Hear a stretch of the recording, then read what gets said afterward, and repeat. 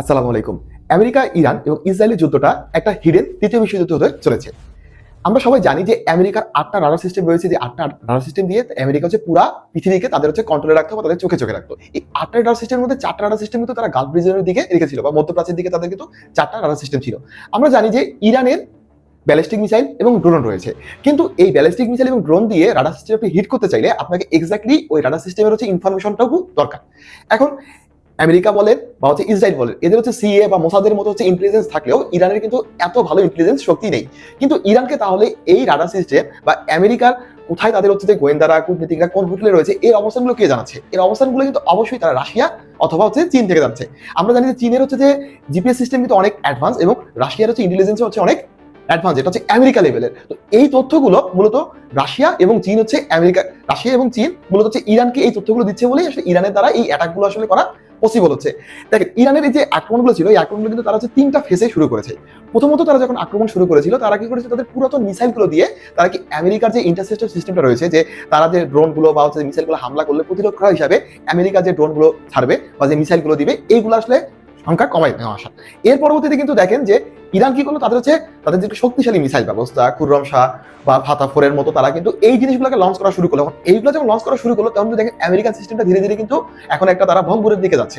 এইদিকে দেখেন যে অলরেডি কিন্তু ইরানের প্রেসিডেন্ট একটা তার হচ্ছে ভিডিও বলেছে যে তারা গালফ রিজিয়ন বা মধ্যপ্রাচ্যে হামলা করবে না যদি না এই মধ্যপ্রাচ্যের দেশগুলো আমেরিকাকে তাদের বেস ক্যাম্প ইউজ করতে দেয়। আবার দেখেন এই গালফ রিজিয়নের যে দেশগুলো রয়েছে এরা তো একটা ভয় রয়েছে, কারণ এদের যতগুলো আসলে প্রতিরক্ষা ব্যবস্থা ছিল তারা কিন্তু অলরেডি ভেঙে পড়ার দিকে।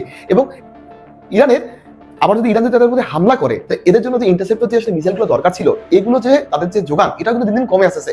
এর জন্য কি করতেছে দেখেন, আমেরিকা তাদের হচ্ছে যে দক্ষিণ কোরিয়ায় যে বেস ক্যাম্পগুলো ছিল বা এয়ারক্রাফট ছিল এগুলো তারা নিয়ে যাচ্ছে, তাইওয়ানে যা ছিল সেগুলো নিয়ে যাচ্ছে। এইদিকে আবার হচ্ছে কি হচ্ছে যে তাইওয়ান বলেন বা হচ্ছে দক্ষিণ কোরিয়া বলেন এরা কিন্তু দিন দিন দুর্বল হয়ে যাচ্ছে। তার মানে কি এটা আবার হচ্ছে ফায়দা হচ্ছে কি উত্তর কোরিয়া এবং চীনের জন্য ফায়দা হয়ে যাচ্ছে।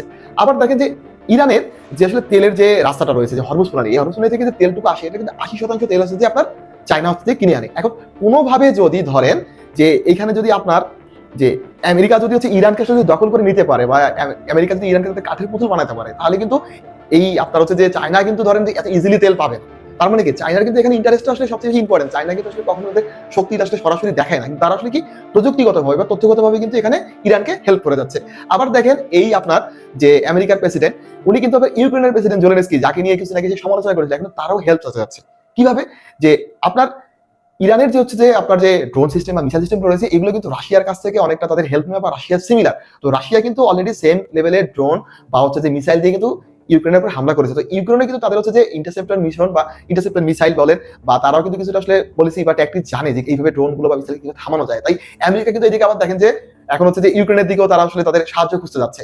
আমেরিকার অবস্থাটা এমন হয়ে গেছে যে তারা আসলে তাদের ইগো এবং প্রেস্টিজের লড়াই তারা এই যুদ্ধটা চালিয়ে যেতে চাইলেও তাদের আসলে দিন দিন রসদের পরিমাণ কমে যাচ্ছে। এখন তারা যে আসলে মানে গ্রাউন্ড যে তারা যে এখানে ডিফেন্সের দিকে যাবে, যে গ্রাউন্ড ভাবে যে তারা অ্যাটাক করতে যাবে এটাও তারা সাহস পাচ্ছে না, কারণ হচ্ছে যে আমেরিকার জনগণ বলবে আমেরিকার কংগ্রেসের হচ্ছে এই দিকে এই সাপোর্টটুকু নেই।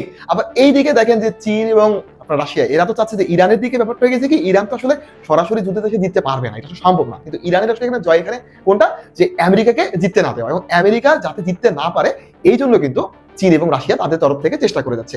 এরপরে দেখেন যে আমেরিকার যে আসলে সবচেয়ে বড় যে ডাটা সিস্টেম যেটা আসলে দুবাইতে ছিল, যেটা হচ্ছে যে প্রায় হচ্ছে যে কস্ট হচ্ছে যে $1.2 বিলিয়ন মতো, এইটা যে আসলে ধ্বংস হয়েছে এটাকে রিপেয়ার করতে গেলে প্রায় ৭৭ গ্যালনের মতো হচ্ছে যে গেলিয়াম দরকার পড়ে। এই গেলিয়ামের কিন্তু হচ্ছে যে আপনার ধরেন যে আসলে সাপ্লাইটা শুধুমাত্র হচ্ছে চীনে দিতে পারে। এখন চীন কি মনে হয় যে এই মুহূর্তে এই কাজটা করবে? চীন এই কাজটা করবে না। তারপরে হচ্ছে যে তাতে কি হবে যে আমেরিকা তাদের ওই রাডার সিস্টেমগুলোকে তারা হচ্ছে যে আবার অ্যাক্টিভ করতে পারবে না।